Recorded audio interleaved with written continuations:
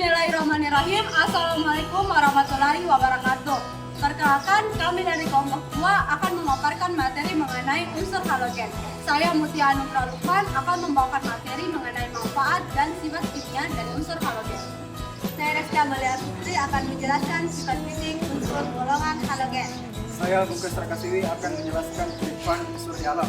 Saya Rahman akan menjelaskan cara memperoleh atau mengidentifikasi unsur.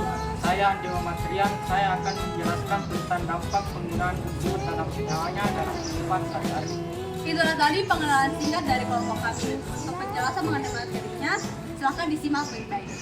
Unsur-unsur halogen golongan 7A dalam sistem periodik meliputi fluorin, klorin, bromin, iodin, dan astatin. Halogen sangat reaktif sehingga di alam hanya ditemukan dalam bentuk senyawanya. Halogen berasal dari bahasa Yunani, dari kata halo yang berarti garam, karena umumnya ditemukan dalam bentuk garam anorganik. Kelimpahan unsur alam banyak ditemukan dalam lautan. Saya akan menjelaskan kelimpahan unsur di alam. Yang pertama, fluorin. Kelimpahannya CaF2 fluorspar, Na3 AF6 kriolit, Ca5 PO4 3 kali, F fluorapatit. Selanjutnya kriolin. Kelimpahannya garam, NaCl, KCl, MgCl2 dan CaCl2 dalam air laut. Setiap 1 kg air laut mengandung 30 gram NaCl, sedangkan pada kerak bumi hanya 0,2%. Bromin. Kelimpahannya dapat senyawa logam bromida pada air laut mati. Kadarnya sekitar 4.500 sampai 5.000 part per million. Senyawa natrium iodat bercampur dengan NaNO3 di daerah Chili.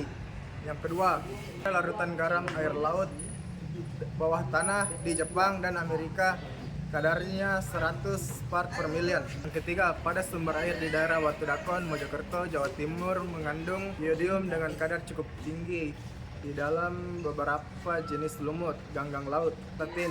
Jumlah pada kerak bumi sangat kecil, kurang dari 30 gram, sebab unsur ini bersifat radioaktif. Baik, saya akan menjelaskan cara memperoleh atau mengidentifikasi unsur. Yang pertama yaitu klorin atau Cl. Oksidasi memanaskan campuran MnO2, NaCl, dan H2SO4 pekat. Elektrolisis lebur NaCl menghasilkan gas klorin di anode. Elektrolisis lebur NaCl dihasilkan gas Cl2 pada anode dan Na pada katode. Elektrolisis larutan NaCl dengan menggunakan diafragma dihasilkan gas Cl2 pada anode dan NaOH pada katode. Yang kedua yaitu brom atau Br. Oksidasi dengan mengalirkan gas Cl2 ke dalam air laut. Yang ketiga yaitu sodium dengan menambah NaHSO3 ke dalam larutan NaSO3. Keempat yaitu iodin atau I2. Reduksi ion iodat yang mengalirkan natrium hidrogensulfit ke dalam garam Chili NaIO3. Kelima yaitu astatin atau AT. Astatin diperoleh dari penembakan Bi dengan partikel He. Astatin bersifat radioaktif dan mempunyai waktu paruh pendek atau 8,1 jam. Jadi saya akan menjelaskan sifat fisik unsur golongan halogen yang terdiri dari dua, yaitu wujud zat, warna, dan bau.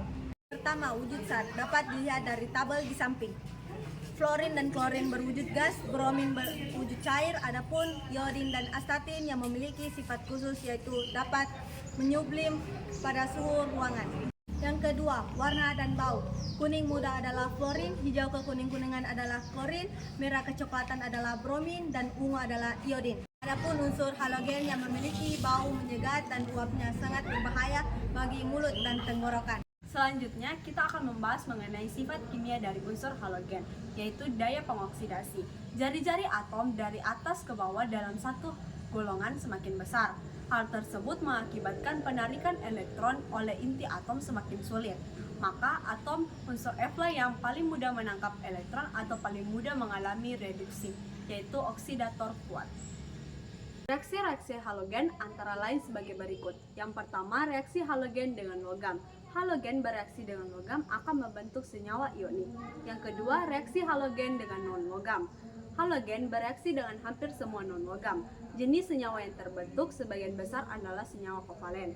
Yang ketiga, reaksi halogen dengan hidrogen. Halogen bereaksi dengan hidrogen membentuk hidrogen halida. Lalu yang perlu kita ingat adalah sifat asam halida yang terdiri atas sifat fisika dan sifat kimia. Sifat kimianya yaitu urutan kekuatan asam halida adalah Hi lebih besar dari HBr, HBr lebih besar dari HCl, HCl lebih besar dari HF. Dan sifat fisikanya yaitu urutan titik didih asam halida adalah HF lebih besar dari Hi, Hi lebih besar dari HBr, dan HBr lebih besar dari HCl. Yang keempat, reaksi halogen dengan air. Semua unsur halogen kecuali fluor mengalami disproporsionasi dalam air. Artinya reaksi halogen dengan air sebagian saat teroksidasi dan sebagian lainnya tereduksi. Fluorin bereaksi sempurna dengan air menghasilkan asam fluorida dan oksigen. Yang kelima, reaksi antar halogen. Reaksi antar halogen termaksud reaksi substitusi membentuk senyawa antar halogen. Dan yang terakhir adalah reaksi halogen dengan basa. Halogen bereaksi dengan basa membentuk senyawa halida yang kemudian mengalami reaksi disproporsionasi membentuk senyawa oksihalogen. Selanjutnya, kita akan membahas mengenai manfaat-manfaat dari unsur halogen dalam kehidupan sehari-hari. Yang pertama, fluorin. Fluorin memiliki manfaat yaitu freon digunakan sebagai pendingin, polimer CF2 teflon digunakan sebagai anti lengket, dan fungsi yang terakhir adalah senyawa fluorid digunakan untuk pasta gigi. Unsur yang kedua adalah unsur klorin, memiliki manfaat sebagai berikut. Yang pertama, mensintesis senyawa-senyawa kimia, misalnya plastik. Yang kedua, senyawa CaClO2 kaporit digunakan untuk disinfektan pada air minum dan kolam renang. Yang ketiga, NaClO digunakan sebagai pengelantang. Yang keempat, garam dapur NaCl sebagai cairan infus mensintetis soda api, soda kue, soda abu, dan berbagai senyawa lainnya. Selanjutnya, KCl digunakan untuk campuran dalam pestisida. Dan yang terakhir adalah DDT untuk insektisida.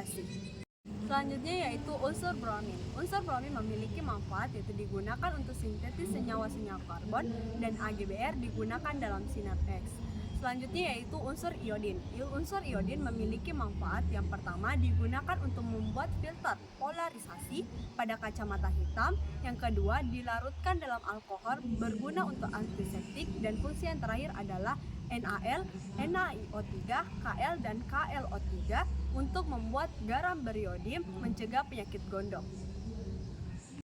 Dan unsur yang terakhir adalah unsur astatin. Astatin biasanya berada dalam suplemen yang dapat digunakan untuk menjaga kekebalan sistem imun sebagai penangkal radikal bebas dan melindungi kesehatan jantung. Saya akan menjelaskan tentang dampak penggunaan unsur dalam senyawanya dalam kehidupan sehari-hari. Yang pertama, fluorin. Fluorin memiliki racun yang bersifat kumulatif.